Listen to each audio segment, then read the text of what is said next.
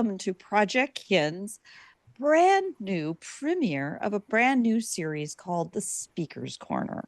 I'm delighted first to introduce you to our host, Jennifer Jones, a longtime Project Kin member and a fabulous force behind so many creative ideas, not to mention a wonderful three of Substacks she can be telling you about as well along the way. But today our topic is as the Speaker's Corner. And the Speaker's Corner is a very special idea because so much of the other material that we talk about with Project Kin relates to how you go about telling your stories, how you can be creative about encouraging more people to engage in your stories, all of those kinds of good how things. This time, we're talking about the stories themselves. And kicking this off is the model of saying, let's just step up and tell the story. So I'm going to turn it over to Jennifer Jones to go ahead and introduce the series and our special guest today. Go ahead, please, Jennifer. Thank you, Barbara. And so welcome everybody from me also to this very first Speakers Corners event. I'm very, very excited that it's kicking off today. And thank you to Barbara for being so enthusiastic behind me and just giving me a little kick every now and then to keep it moving along. So here we are with our very first event. I'm very happy to be your host. And I'm actually looking forward to hearing many great stories coming in the coming months. We've booked months into the future, so it's a really good start for us. Each month we will have 2 or sometimes 3 guests, but this month, just because for something special and because it's our first event, we're having just 1 guest, but we will still have 2 stories. So my guest today is fellow Australian Anne Young from Anne's Family History. Anne has been writing her family stories for, I think, about 12 years and publishing them on her blog and now on Substack. I think most of you will probably recognise Anne from her wonderfully researched stories. So Anne is going to join me in telling the story today about Caroline Chisholm. She was an English-born humanitarian who lived in Australia for a time and did some great work there. So this story today, probably differently from most of our guests in the future, this story is not from my family history and it's not from Anne's family history. It's a story of Australia's history and it's a story that's fading with time. So we feel that it's a really good thing to put it out there and try and, get it into people knowing about it again. Back in the time, everyone knew about it. And actually, only last night I read a newspaper article from 1911 that was putting shame on the government for not keeping the Caroline Chisholm story going and saying that it was fading and people were forgetting about it. And that was 1911, so you can imagine now. So, as I said, Caroline Chisholm was, I'm going to tell the first half of her story, and Anne will go on and tell what happened next. So she was a historical figure in Australian history, and she had a very huge impact on the lives of women in the 19th century and of families. So when I was a girl, I remember that I knew her as the person on the $5 note, and I knew that she helped people. I can't really remember knowing much else than that. And I'm sure that many people younger than me don't even know that much. After talking to Anne early when we were discussing this, Anne mentioned she was doing a poll amongst her family. So I did a small poll and wasn't really surprised, but in some ways I was. My son, who was 50, he just knew that she was on the $5 note. That was pretty much, and he thought she might have helped people. My grandson, the other end of the extreme, my grandson, who was 18, had never heard of her, had no idea. I did ask my sister-in-law, who a little bit younger than me, and she had about the same knowledge as I had. So it's obvious that her story is fading and we need to keep it alive. just before I tell you about her, how I came across her and how Speaker's Corner came, this is how Speaker's Corner came into existence. I was researching my two times great-grandfather who lived at Kyneton and discovered that Caroline Chisholm was living in that town at the same time. And she was holding public meetings and doing all she could to help people that were in strife and not being able to feed their families, etc. So my great-grandfather was very much struggling at the time. And so I did wonder, did he go to any of those meetings? Possibly not with the large family he had. But it's possible that she did help him because that's what she was doing in the town. So immediately I went down this rabbit hole that led to another rabbit hole, as we all know, and then off on a couple of tangents, and to learn all I could about her. In the end, I had to step away because I spent so much time on it. At that time, I was planning to put her story into an interactive timeline that you might remember that Barbara did a project recipe on. So I spoke to her about the project recipe. Barbara thought it would be great for an event. And next thing, Speaker's Corner was it was a thing. And we had our virtual soapbox, and it was going to be a bit like Hyde Park, if any of you have been to Hyde Park, which was my first thought about it when Barbara mentioned it. Going there and listening to the different speakers on a Sunday, jump up on a box, and it was usually about politics, and I just loved it. So we have our virtual box, and our speakers will come along and tell their stories. So onto Caroline Chisholm. She was born Caroline Jones. As I said, no relation to me. She was born at Northamptonshire in England in 1808. Her father, William, was a pig farmer. He was involved in evangelism and philanthropy work at the time, which is where I would say she got her enthusiasm from. He wasn't wealthy, but he was prosperous. I read that he was well known himself for what he was doing in the community. He married 4 times and had a total of 16 children from those marriages. His 4th wife had 7 children, and Anne was the youngest of those. And her father died when she was only 6 years old, leaving her mother quite well off. So Caroline was educated by a governess, and she became an advocate for immigrants' rights and was driven by the example of her father. Now, I think I don't know a lot about what she did in England before she came to Australia, but I imagine she was heading that way. In 1830, when she was 22 years old, she married Archibald Chisholm, and they moved. He was an officer in the British East India Army. He was 13 years older than her.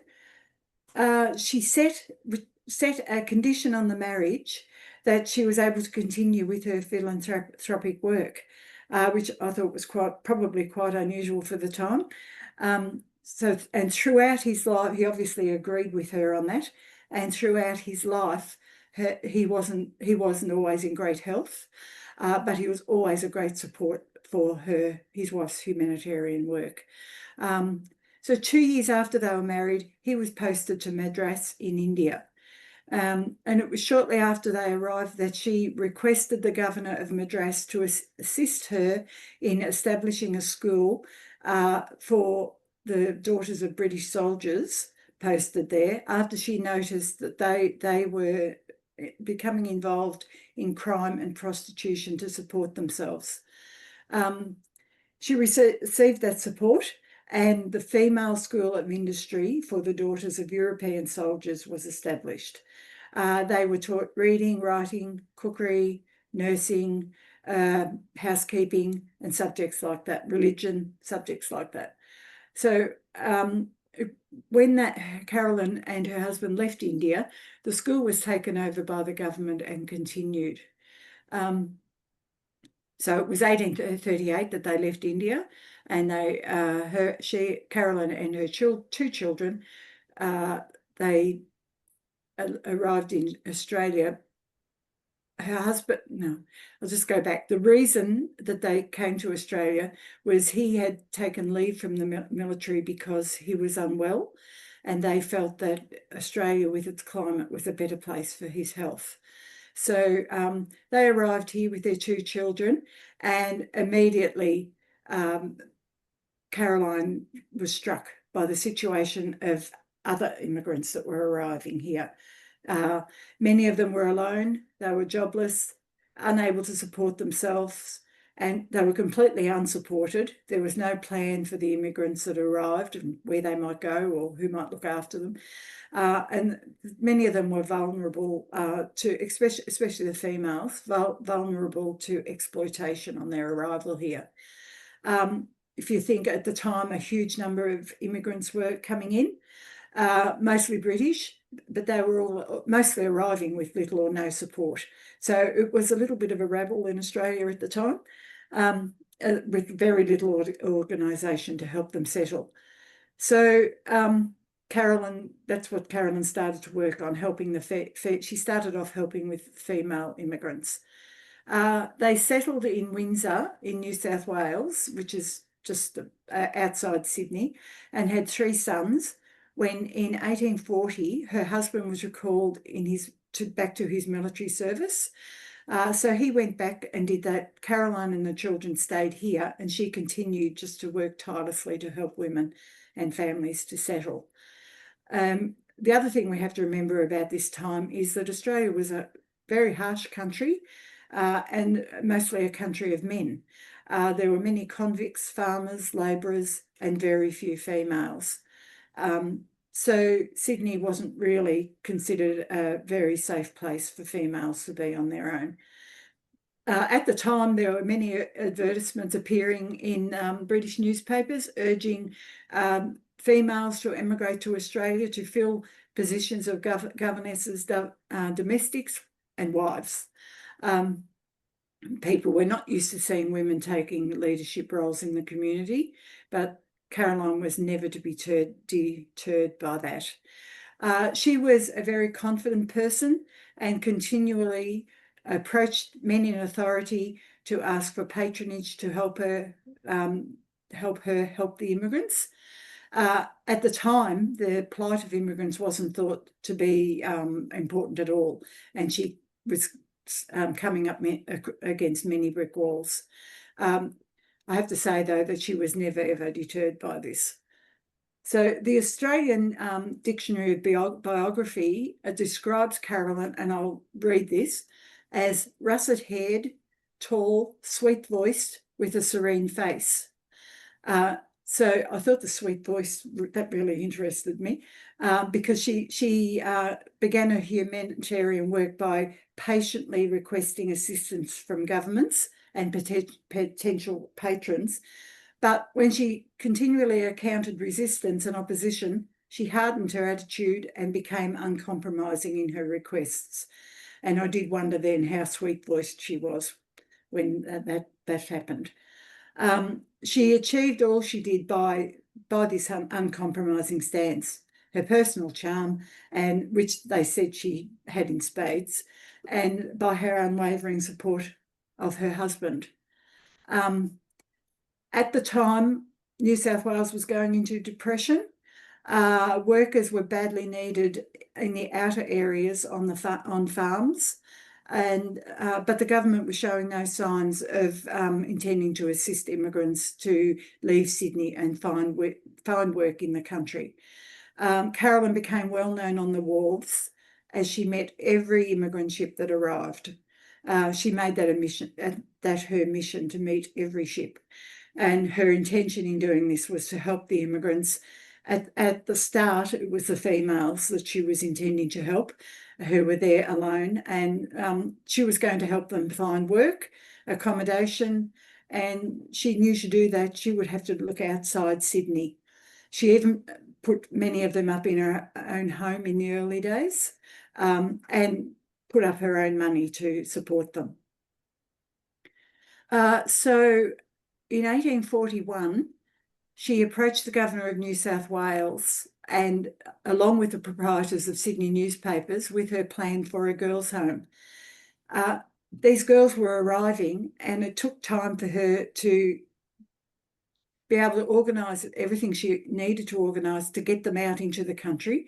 So in the interim, they were sleeping around the rocks in Sydney and vulnerable to, crime. So she needed somewhere they could be accommodated while she found a position and permanent accommodation for them.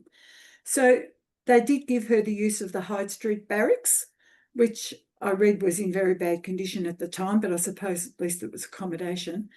96 women could be accommodated there. And it was there that she also set up the very first and only free employment registry in Sydney at the time. The accommodation was closed in 1842 because her plan to send female immigrants out to the country was so successful. She no longer needed anyone anywhere for them to stay in the city. She just took them straight from the wharves. She had her contacts out into the country. And I think I said she felt they had more chance of a successful life in the country, just by leaving the harsh environment of Sydney. There was more chance of finding work there. There were small farm blocks starting up, and people were after workers, and they could support themselves, and they would be safer. So because of the success she was having in finding work for employed females, she extended her work to include families as well as single women. So it was the same with families. They left England going over to what they knew not what, and there was no plan for when they arrived at all, and no one to meet them, and nothing in place by the government to look after them. So between 1841 and 1844, she assisted 14,000 women to settle in Australia, which is a huge number. And they were all supported on their arrival and not left to their own devices. She gave the dignity back to women and families who were trying to make their way and survive in this harsh male-dominated colonial society, which wouldn't have been fun at the time. The other thing about Caroline Chisholm is she did the work.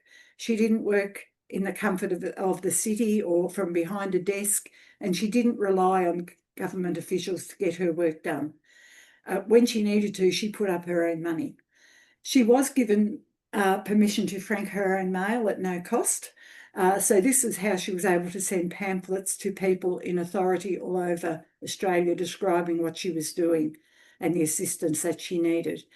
I did read that the only other person given permission to do that, to frank their own mail, was the wife of an American president. So I'm not 100% sure. I was going to look up which president that would have been, but I just didn't get to do that. But it would be interesting to know. So she made frequent trips out of Sydney to the country areas to help the women. She became a very familiar sight on her large white horse named Captain, as she took immigrants to help settle them into country life. This earned her very widespread respect from the farmers and settlers and bushworkers in the area, and reinforced her image as a fearless and compassionate reformer. She became known as the immigrant's friend. It almost became her unofficial title. So many of the immigrants were afraid of going out into the bush. It wasn't it was just starting to be settled at the time and considered wild out there. But she spent the time to put them at ease. She convinced men to go with her and help to clear the land and to build primitive housing for the girls. And they also created vegetable gardens while they were there so that the girls could be self-sufficient as they settled in the area. Riding her white horse, she carried letters of reference and work arrangements as she led these groups of women to placements she had organised, and the people were waiting for them. So it was very well organised, and the girls must have just been so relieved, even though they were probably a little frightened, but relieved that they had a permanent place to go to and they had work. If you can imagine, that's I thought of when I came across her when I was doing this research. I'd never heard of the White Horse, Caroline Chisholm and the White Horse, and that really, struck my imagination. And I just thought, could you just imagine this determined English woman with a sweet voice, as they said, on a large white horse, appearing in often, very rugged, male-dominant, isolated countryside. It just that image just to me is what I think when I think of her. Even though that the white horse is a tiny part of her story, it's just a very minimal part of the beginnings of her story. But many articles, even so, were written about her riding that large white horse through the Australian bush. And the white horse became kind of a folk image and helped her stand out, and also helped her get her story out there by the newspapers writing about it, and, getting the support she needed.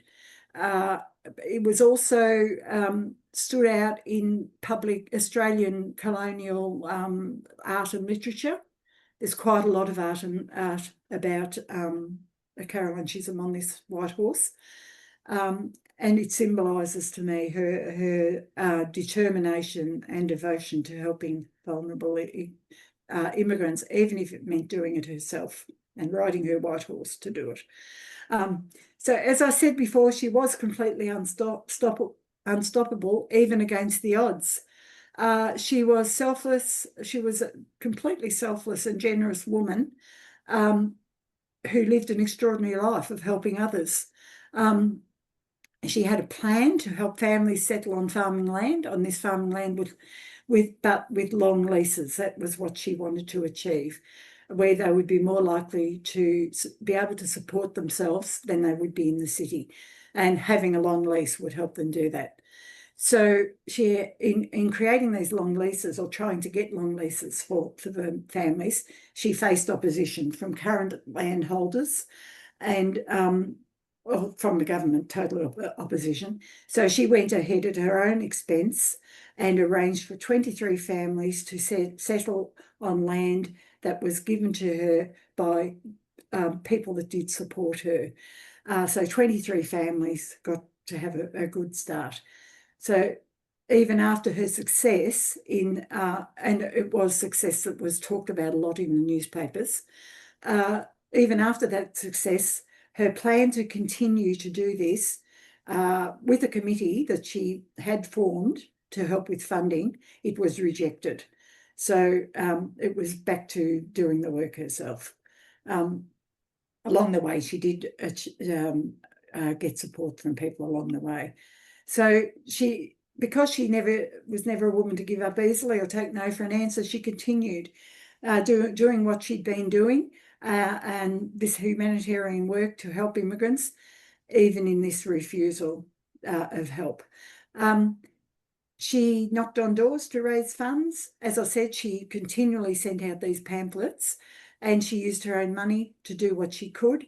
But the one thing she never, ever, ever did was to give up, which I'm pretty sure I would have given up by now. But she just kept going for years and years.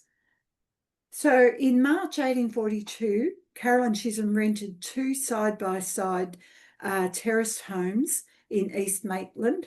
She combined to create them into a single cottage that would serve as a shelter for immigrants, because by this time, as well as helping the females, she was helping families. So I presume she had big groups of people to try and look after. She would go out and find them on the streets, as well as meeting their ships as they arrived. She'd go and find them on the streets, and most of them were just in search of jobs and somewhere to stay. But here in this cottage, these two cottages that became one, they were offered safe accommodation and job and food, and once again, job placement.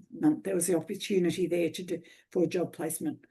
These centres grew around Australia and Britain and became known as female immigrants' homes, as the female immigrants' home. They were set up quite quickly around Australia. I think they took a bit longer in Britain, but I think Anne might know a bit more about that. So over the next few years, she continued to work tirelessly. She helped women to start new lives, thousands of women, and to be able to support themselves. That was her thing, in them being able to support themselves. She was continually in the news for what she was doing without receiving any pay at all. Of course, her work was all voluntary or funded by herself when it needed to be.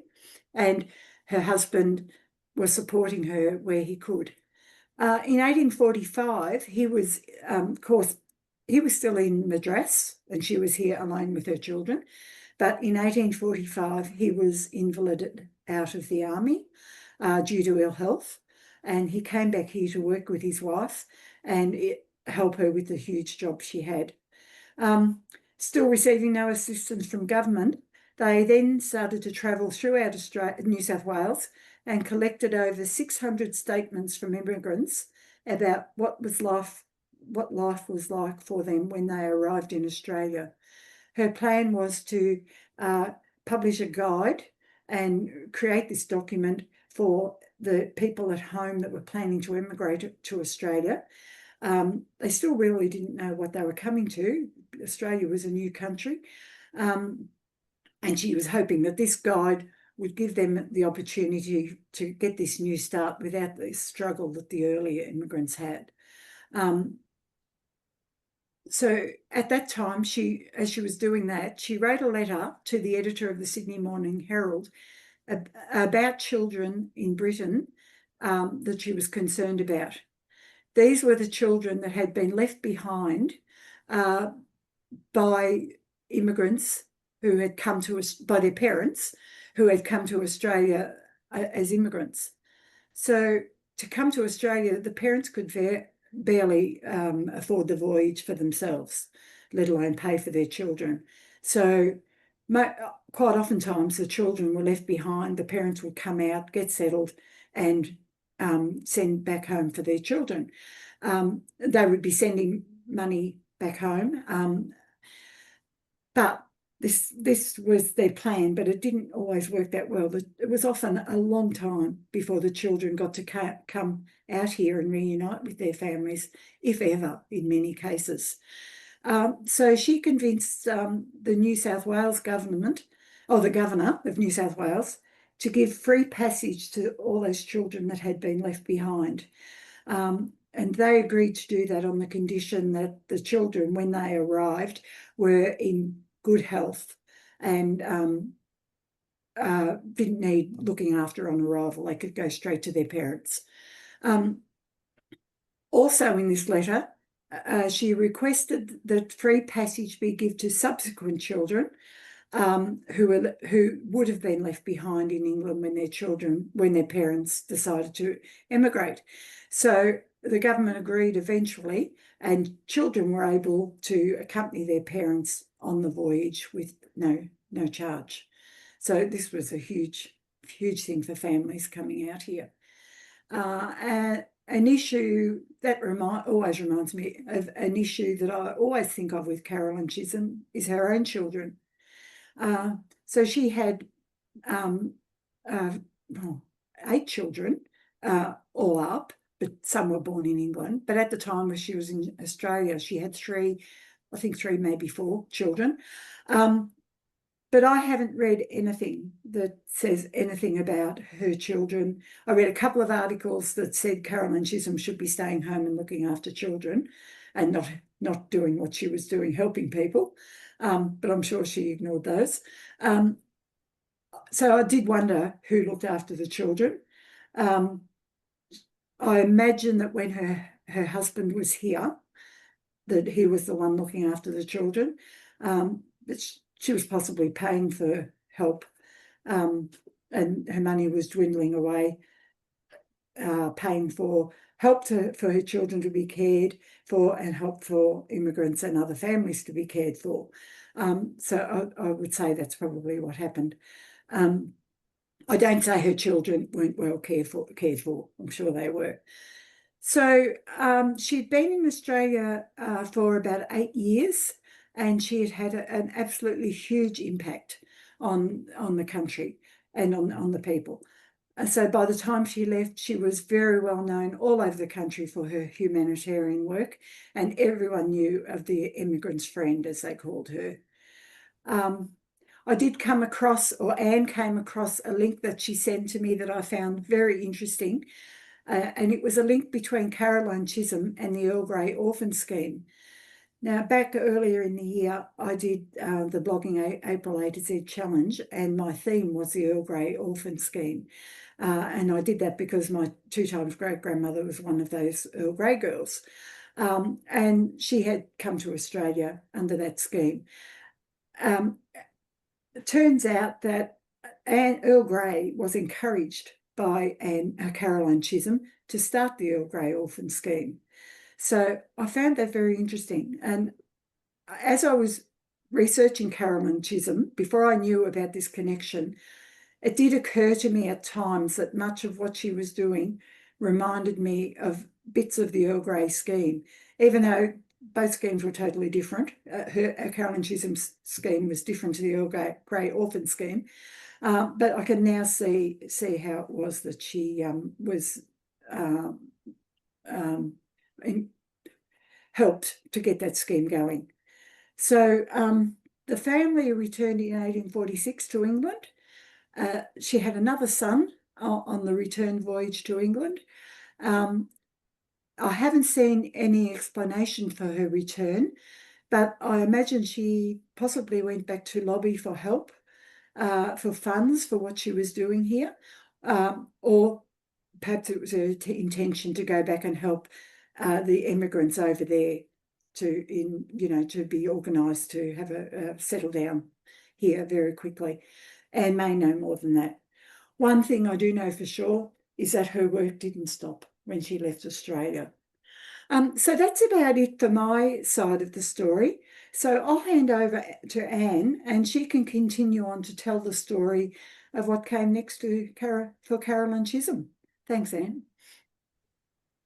Thanks, Jennifer. Yeah. So a couple of months ago, when Jennifer asked me to talk about Caroline, as you mentioned, I have no connection directly with Caroline Chisholm, but I learned about her at school as an exemplary woman. I think in those days, in the 60s, we were taught, models of people that we could follow. And then in 1966, we got decimal currency here in Australia. We separated ourselves. We no longer had the pound. We had dollars and cents. And in 1967, we got a $5 note, which was not a counterpart to previous currency. So we had a 1, a 2, a 5, a 10, and a $20 note, and they were all different cheerful colours. The $5 note was purple, and Caroline was on the back of that. So the $1 note had the Queen and some Aboriginal artwork on the back, and the other 4 notes had prominent people. The only woman that was represented on the notes was Caroline. So she was in the 60s. She was, one of the people that Australians would hold up as an important woman. And so to go back to when she returned to England in 1846, she was well known in Australia, and she was also well known in England. She was campaigning for the better immigration, for family reunification. So convicts had come out. When she arrived in Australia in 1838, Australia was, as a colony, was only 50 years old and had been settled as a penal colony, so that what there were soldiers, and the government did not pay for the soldiers' families, except for officers, to come out, and there were convicts, and they didn't pay for the convicts' families either. So 50 years later, the population had grown, but it was still heavily masculine, and that has all sorts of problems, not only for crimes against women that are there, but it's just dysfunctional. So in the 10 years from 1838 when Caroline arrived to 1848, the population doubled in Australia. The non-European population doubled, and we are talking only non-European. We're not dealing with the Indigenous issues. And the masculinity issues were slightly alleviated. There were more women to men, better ratios. But Caroline was also concerned with the conditions of immigration.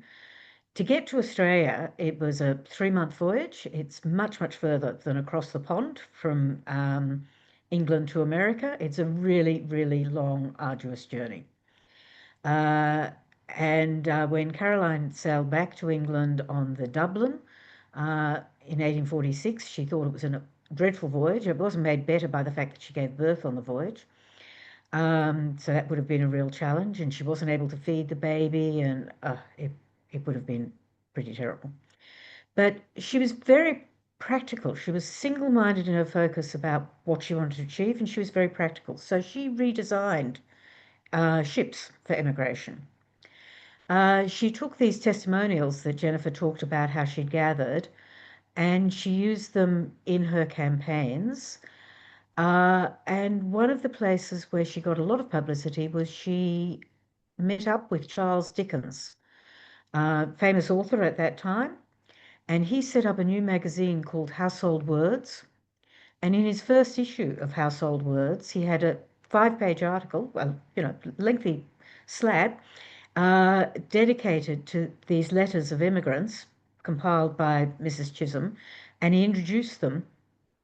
And he introduced them with her new scheme. She set up something called the Family Colonization Loan Society, where she felt that immigrants needed assistance, and there were plenty of assistance for immigrants, but they needed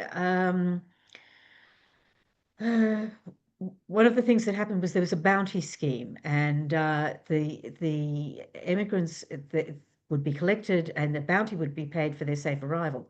But when they landed, there was no infrastructure, there was no thought as to what they were going to do then. They were just landed in Sydney, on the other side of the world, literally on the other side of the world, and no thought about what they were going to do then, where they were going to live, what jobs they were going to have, anything like that. So she wanted a much more structured scheme.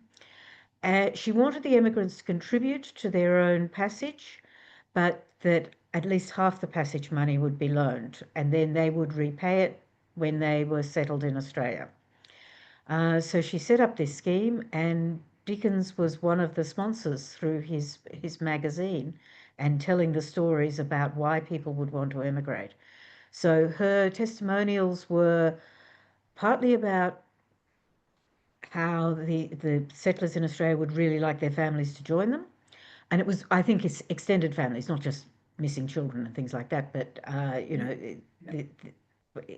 you're very isolated if you have no grandparents, no aunts and uncles and cousins and things like that. And then also she was talking about the good life that you had in Australia. It's a good climate. There was lots of meat. There was lots of work when you could find it and get to it and things like that. So she was really sponsoring Australia as being a good place to come and to settle in. The other issue in Australia was land and the access to land. So we had a system of squatters where people would occupy land with the government's permission, but they were very short-term leases. And some people occupied more and more land and got very wealthy, and then they employed shepherds and things like that. But ordinary working class people didn't have access to buying land and owning their own house or anything like that. So she was campaigning for the opening up of the land. Now, in England, she was invited to give evidence to the House of Lords. There were 2 committees for the House of Lords. She was the second woman ever to give evidence to committees. The first was a woman called Elizabeth Fry, who gave evidence on prison reform. So Caroline gave evidence to 2 committees in 1847, One was about convict transportation, which was sort of coming to an end a bit, but way prisoners were treated and what was expected to happen to them. And everybody would know that England used to send their convicts to America, and then when they lost the Revolutionary War, they had to find somewhere else. So that was how Australia was founded, because they wanted a place to send their convicts to. So the Antipodes was a good idea. But there were there was also some free settlement later, and the free settlers campaigned against the convicts. They didn't want criminals running around the bush, uh, even though the criminals were provided to the settlers as free labor and so on, which is, yeah, different history, but, oh, not different history, but side issue.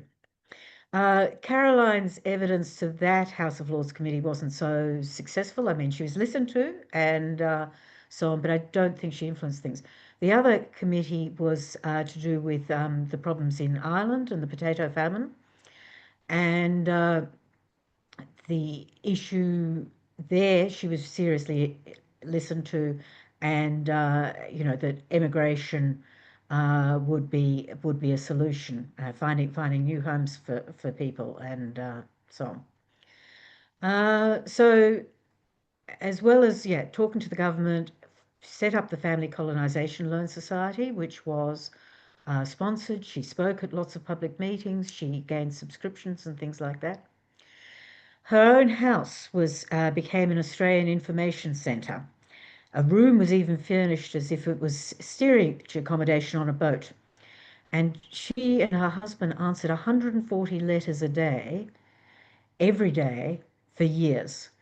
So people were absolutely fascinated by what was Australia, what was going to happen, what they think, and they were inquiring. They wanted to be part of her scheme. So Dickens, although he promoted her scheme in his magazine Household Words, there were a couple of articles, he also made her a character in his novel Bleak House. And I was talking earlier about Bleak House and the Jarndyce versus Jarndyce case. And that law case is the core element of the novel. But there's a character called Mrs. Jellyby. And Mrs. Jellyby was a wealthy London philanthropist, and she was consumed by an African resettlement project, the Borriboola Gar venture. So he sort of made up nonsense words. And Mrs. Jellyby, neglected her home and family, and she saw nothing nearer than Africa. Her house was chaotic, her children were dirty and unruly, her husband was despairing, her eldest daughter, Caddy, who's a reasonably major player in the novel, was pressed into unwilling secretarial work. And Mrs. Jellyby was self-absorbed, talks at rather than to others, and dismisses personal matters as trivial compared to her cause. That scheme, the Borriboola Gar scheme, ends in a disaster, but she immediately founds another campaign, and Dickens was satirising distant, grandiose charity rather than immediate human duties. So it wasn't all of what Caroline was, but he was certainly, she was one of the models that he was looking at for philanthropy gone a little bit too much. Anyway, she wasn't set back by Dickens' views, and she continued her way. So with her scheme, she modified the charter ships that she sent immigrants out on. She increased the passenger space by 10%. She specified where the single females would be, that they would be co-located with families. She didn't want single men on the ships. She wanted a single class to travel on the ships so that the passengers had access to the whole of the ship. They could walk on the poop deck and things. Before, otherwise, what you had was cabin passengers with great privileges and steerage passengers who spent a very, very, very long voyage down below with limited access to the deck and so on. So she really reformed that. She also gave access to rations to be dispensed by the surgeon, not by the captain. So she wanted, she was very practical in working out what needed to be better about the ships. And she then went on and designed a purpose-built migrant ship. The first one was called the Caroline Chisholm, but it was actually commandeered for the Crimean War. It later became an emigrant ship, but initially it was commandeered as a troop ship. So, Crimean War, Florence Nightingale. And when I survey people, and they haven't heard of Caroline Chisholm, they've heard of Florence Nightingale. And Florence Nightingale actually regarded herself as a pupil of Caroline. So I think what she saw in Caroline was her single-mindedness, her ability to talk to powerful figures and campaign for what she needed to get things done, and so on. Florence was about 20 years younger than Caroline. Caroline was born in 1808. Caroline's husband, Archibald, was an enormous support to her. I mean, it really, sometimes one says, oh, men do achieve this and people don't acknowledge the work their wives do enough.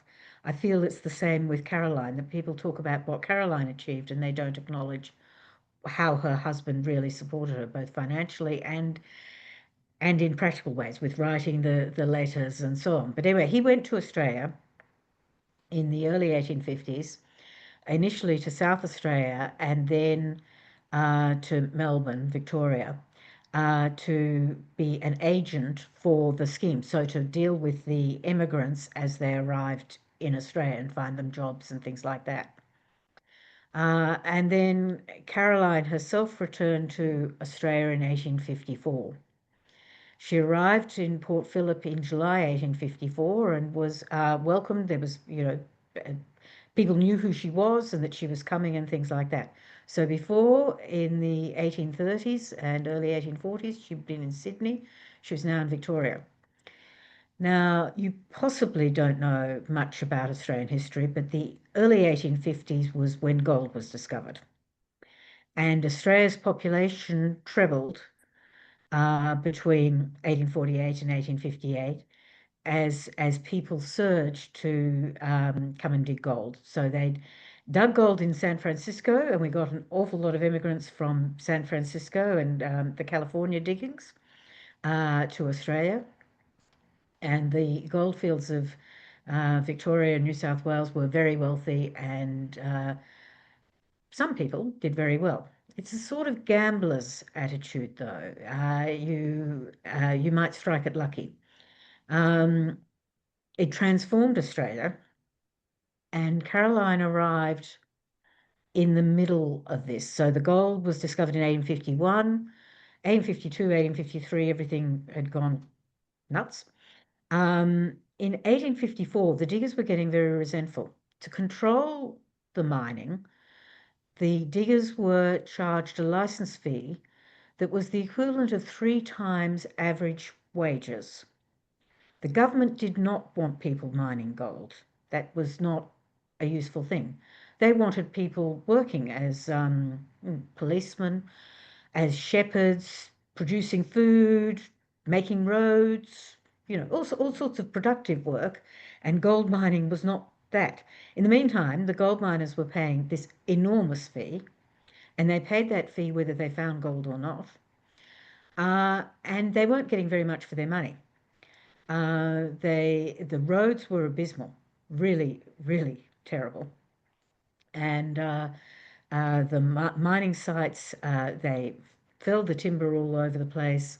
The gold mining muddies the water, so you don't have clean water. Food was really expensive, and so on. So there was significant difficulties in the various gold mining settlements. When Caroline arrived, she had these grand ideas about how what people needed was to be on the land, but the land was occupied by squatters. So you weren't going to get a small holding and be able to set yourself up. But anyway, so she had some ideas, and a chap called William Howard criticised her and said, well, you haven't been to Victoria and you don't know what you're talking about. So she made a voyage, not a voyage, a journey into Victorian goldfields. And she went to North northwest of Melbourne, up to Castlemaine, Bendigo, Simpsons Diggings near Maryborough, and so on, up what we is now known as the Calder Highway, so the route that she followed. She didn't go to Ballarat, which is where I live, and that will become significant shortly. Now, the miners had gripes across all the fields, but the fields had different characteristics. And Ballarat was one of the larger fields. And Caroline came back to Melbourne, made a speech about what she'd found and what she thought needed to be done.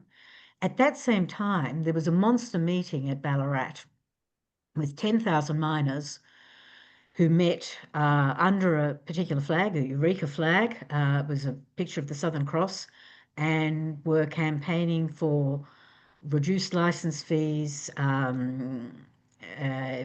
no taxation without representation. They had no voice in the parliament, and things like that. And that was happening absolutely simultaneously with what Caroline was trying to do.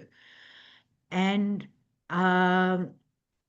so when she came back, what she said was, what we need is better roads to the diggings, and we need accommodation to get families to the diggings. She saw the diggings as very masculine, and the families were left in Melbourne. They had no money. It was a terrible situation. So she campaigned for what she called shelter sheds, which there was accommodation, but it was expensive hotels. She wanted something that was very basic, like a hostel or something like that, that families could stay in, that were a day's walk apart. And she thought the best diggings were at Forest Creek, which is now known as Chewton, not far from Castlemaine. And she proposed a scheme, and it was implemented. So between November 1854 and November 1855, 10 sheds were built about 7 miles apart each, 7 to 10 miles, a day's walk each time, where people could stay, they'd be able to prepare their meals, and they would be safe, because otherwise they were exposed to brigands on the roads and things like that, and they couldn't find food and so on. And that was worthwhile, and it was achieved. But I think that she didn't really understand the population at the time, that they were gamblers, a lot of them. They were all wanting to dig for gold, and they weren't interested in family reunification and things like that. They were for the here and the now and getting the gold and so on. So she became less relevant. But partly also what happened was she became ill, and she got kidney troubles. She and her husband just retired to a town called Kyneton, which Jennifer mentioned earlier, where her family were. They bought a store to set up a business for their sons, and she continued her philanthropic work amongst the local community, but it was at a different scale.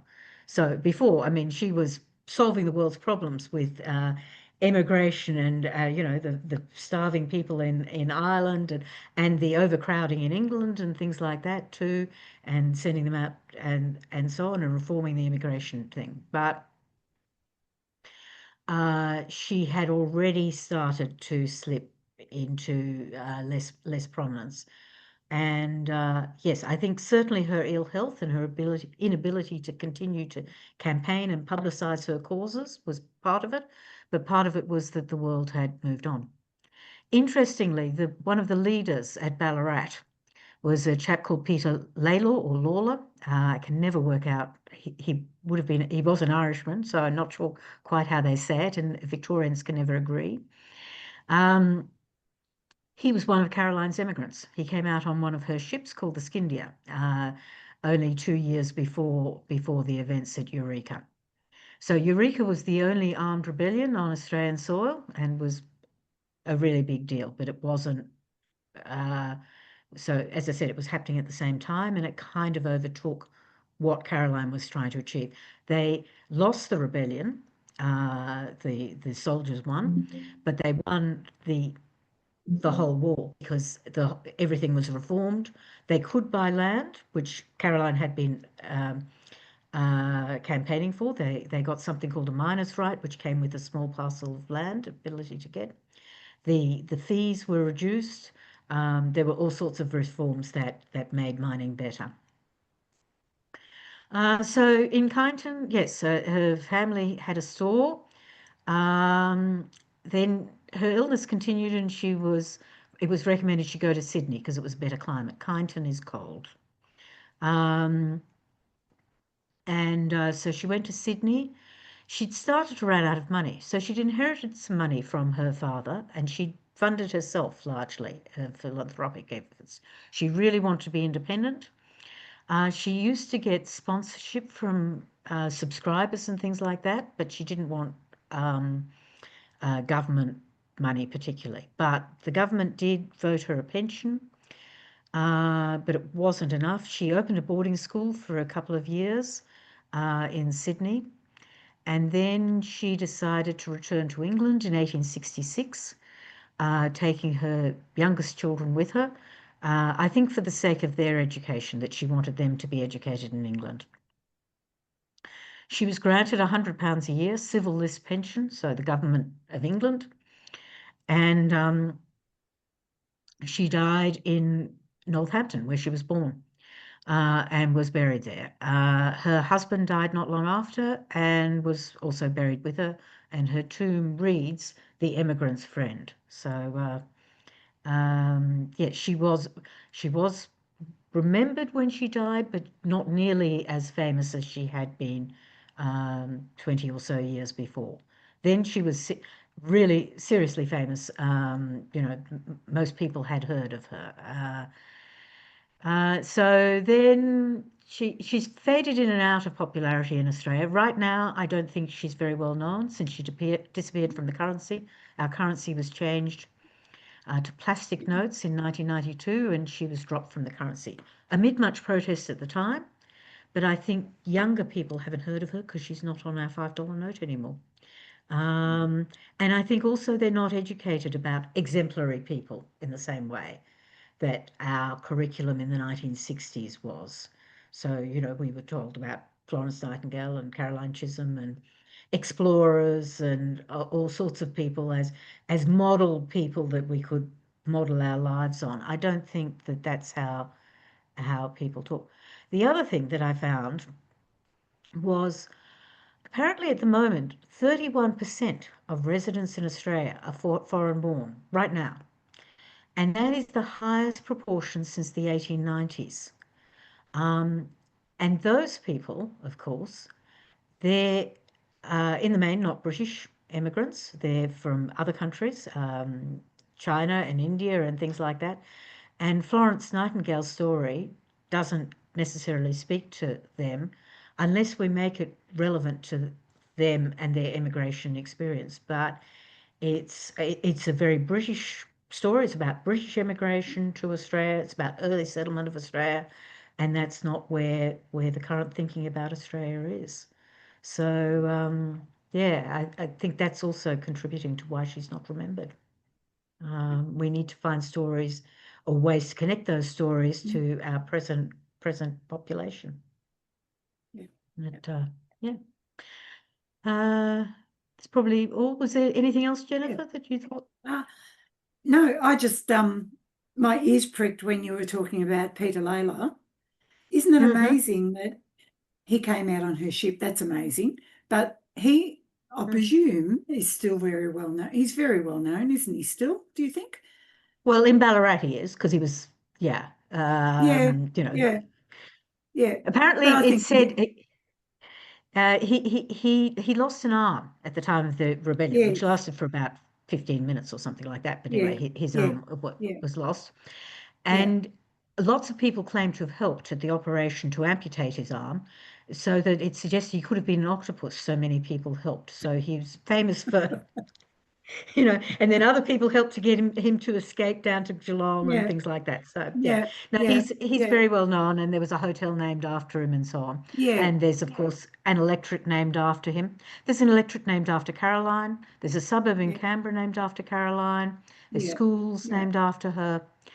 yeah, So when I asked a young friend, the daughter of a friend of mine, who Caroline Chisholm might be, yes, she'd heard of her. Was she a prime minister? She said. Now we've only ever had one prime minister. It was in very recent times, but my daughter Charlotte suggested, well, maybe that this girl Nicola thought that she was a prime minister because suburbs are named after prime ministers in yeah, Canberra, yeah, and so yeah, yeah, she was a notable person, got a suburb, yeah, therefore she yeah, must be prime minister. yeah, yeah. That was wonderful, Anne. Thank you so much. Does anyone have any questions?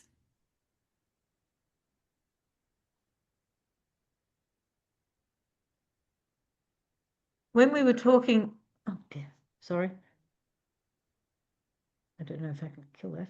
Yeah, we can hear you. When we were talking earlier this week, we talked about Susan B. Anthony as perhaps a comparable American example who was um, a philanthropist, an abolitionist, and so on, and also appeared on some currency, though not actually circulated currency. I think isn't that right, Barbara? It's yeah. So. I actually, Bill Moore may know more about that. Up in it's the center of all of that activity is very near him in Rochester, near Rochester, New York. But to my understanding, the whole business about paper money did not fall through. It may have been a coin. Go ahead, Bill. Yeah, yeah. I think she was on a silver dollar for a while. They did Right, a series of important people back 2 years back. right. I think she was one of them that was in that series. I don't expect her to be on the paper money anytime soon, right now. Well, we do have some women on our paper money now. They try to increase representation. So we have an opera singer, Dame Nellie Melba. We have a woman called Mary Ryby, who was a convict and a very successful businesswoman. So early Australian settler, but successful in business. We have a politician, Dame Edith Cowan, and we have a poet, Dame Mary Gilmore. My daughter thought that Caroline might have been a poet because her houses at school were named after Chisholm, Gilmore, Bates, and McKellar. And McKellar and Gilmore were poets, so maybe Caroline might have been a poet too. So I love the way kids think. I think, yes, Yeah, younger generation. yeah, yeah, yeah. It's I find it very sad that her story is waning, you know. Um, Mm. I can just imagine how vital she was to, you know, your experience of life in a new country when you arrived, and thinking, really, it's only a short period of time, really. People don't know a thing about her, you know. Even as I said, I read that newspaper article, it was 1911, which is, Mm. you know, not very long after she left, it only a matter of years, you know. So yeah, so Well, I think, yeah, even when she died, she wasn't particularly as well known, but yeah, it was her vision which I think really transformed Australia and Australian immigration to make it yeah, a country suitable for families. yeah, So she yeah, yeah, said it shouldn't just be a place where young men worked and yeah, got ahead, but for young men to work and get ahead, you need new young men, so you need families to create them.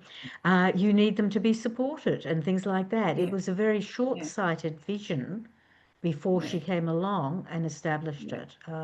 So I yeah, think she's yeah, actually probably really important to yeah, forming Australia. yeah, Yeah. yeah. I That's can't help. absolutely, sorry, Oh Barbara. no, I was just going to say I can't help but be struck by how the disconnect to your 31% immigrants today in Australia, and yet that experience of that first wave of Europeans coming to Australia. There's just a complete separation, Yeah, as though those things have nothing to do with each other as yeah, immigrants. yeah, yeah. Oh, It's they amazing, isn't could it? do if we tell the story the right way. Exactly. So Yeah, it's about connecting, your immigrants, and what she was dealing with was a society of immigrants and making the immigration experience mm, better.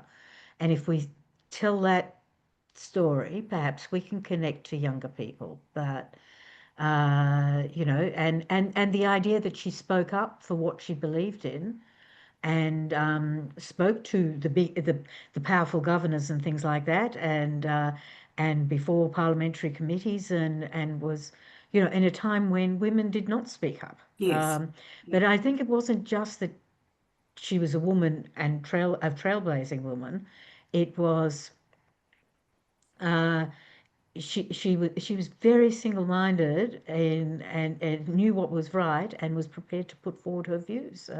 She would be, I'm sure, a stunning person if she was about today. You know. Yeah. Yeah. Yeah. I Absolutely. think Yep. I think to Barbara, I think one of the things to remember is that history isn't alive for everyone, but also the people coming in that are not Anglophiles or British-based Western Even culture. Anglophones. Well, yeah. But if they're not from the Western culture, they don't know anything about that whole, they probably don't even know how Australia was populated. Yeah. It's not so it's not just a matter of just saying, like making it more about their experience. They don't understand that experience predates them either. Because that's if it's for most of the Western world, we're aware of that because it's part of our Western world. Right. And so I think when you're dealing with populations that are Eastern side or even South American side, it's a lot harder because the history is just so foreign to them. Yeah. I think One of that's the a reasons why huge education, challenge. it's one of the reasons why remembering a name and bringing it forward in education is so important about, Right. bringing a culture together with things that are common. Mhm. And it's, I think, to the point of all the work that we do in remembering our families, this is like a remember a name at a national Mhm. scale. Yeah. Yeah. But assimilation, it speaks to assimilation too. It absolutely speaks to assimilation, and assimilation since the 70s has not been the goal for a lot of governments. And so it's no wonder that if you ignore those commonalities of a community, that you're going to lose Yeah. the value of them. I think we can agree to that. Yeah. Agreed, Laurie. Yeah. I did have a question. We lived in Adelaide for a while, and that was mostly a lot of German immigrants there. Yeah. So because did she just work in the Sydney area? So most of those were the British, right? So there were a lot of immigration schemes. I mean, so Caroline's was an important one, and her ideas about immigration were important. But the South Australia was settled by the Wakefield scheme. She Okay. objected a lot to the Wakefield scheme because it was a lot about allocating land, but not to families. But South Australia was my family's from South Australia, and I was born in Adelaide. South Australia had a lot of British immigrants, and yes, it had boatloads of Germans who were fleeing Germany. So there's a distinct German population in South Australia, and there's Hahndorf and various I loved villages. Hahndorf, yeah.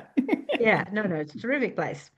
And so, they were a really strong community. But there were also British settlers. It did not have convicts. Right. And that was their pride, that they didn't have convicts. But the experience around Australia was different. So New South Yeah. Wales was older, Tasmania was much older. Victoria was much more dominated by gold than the other states. Western Australia is a long way away, still a long way away. It's huge, yeah, right. Yeah, The other question very different experiences.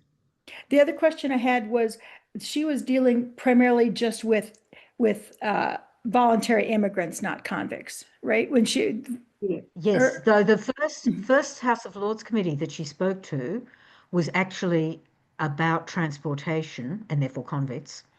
And she was dealing with the issues of reuniting convicts and their families. So convicts came into it, and convicts were quite dominant in 1838 when she first arrived. or rather ex-convicts, they've been freed, but they Yeah. didn't have a way to get back to England. And probably going back to England wouldn't have been a great idea, except you have your family and things like that. Yeah. So family reunification was part of her thing, and that was certainly caught up in the convict experience.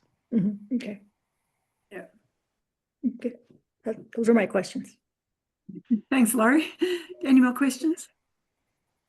I'd like to thank Anne for coming along and being so willing to join me in telling this story about Caroline Chisholm.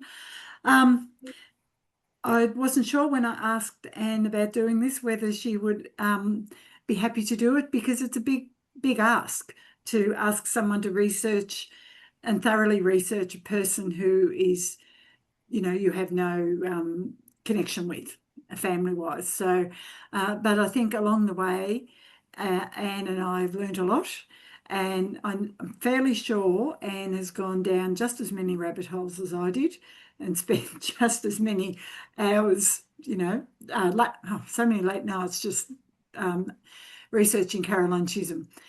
So I would like to thank you, Anne. It's just marvellous. I'm just so pleased you were my first guest and you've come along and told the story. So thank you to everyone else for coming along to this very first Speaker's Corner, which we have gone a little bit over time. Sorry, Barbara. We will be back next month. Speaker's Corner will be back, and our speakers will be Bill Moore from Bill's Family History with Bill Moore. I think that's it, Bill.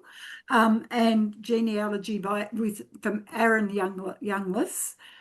From Genealogy by Aaron. So they're both coming along to tell us different stories about their female ancestors. I think Bill's going to talk about two of his grandmothers, or great-grandmothers, I think. And Aaron is going to talk about the witch trials. So, so it's going to be really interesting. So I hope you can all come along. So thank you very much, everyone. And over to you, Barbara. Thank you so much. Thank you, everyone, for doing this. This is just such a wonderful way to kick off the series. And I look forward to all of you in the conversation that can continue in the notes and recording post. Again, thank you so much. And Anne and Jennifer, it's just been fantastic. Thank you. Thank you, everyone. Thank Bye. you. Thank you. Bye. Bye-bye. Bye.